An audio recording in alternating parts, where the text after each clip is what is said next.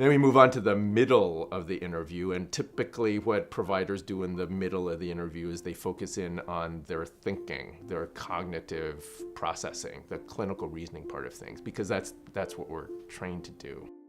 And the patient-centered side is to ask about the patient's perspective of illness, specifically talking about what feelings the patient has about what's going on with them, what ideas they might have, how it might affect their function, and then what expectations they may have from their interview. So let me just start by asking you about the stomach pain. How did it start? And just tell me about it. Well, I just woke up with it. I mean, I guess it started about half an hour ago, maybe. That's when I woke up. I don't know if it woke me up or if I just woke up and it was there. And it just hasn't gone away. It's very persistent. So it sounds very distressing that it's happened. Yes. It woke you up maybe even. Yes. Okay, yeah, I'm really glad you're telling me about this. And the other thing is statements of empathy.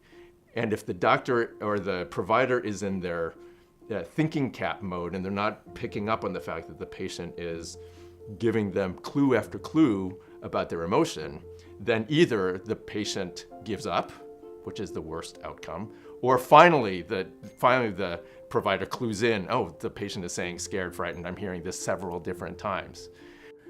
Are you afraid that this might be something, do you have worries about what it might be? Well, my biggest fear is that I have heard that stomach pain can actually come from the heart. And I'm afraid it's a heart attack because so many members of my family have had heart disease or strokes. It might be a heart attack. So that's very, very good for me to know so that when we do the physical exam and when I ask you more questions, I'll think more about whether this is your heart that's causing this pain. Do you have other ideas of what might be causing this pain other than your heart?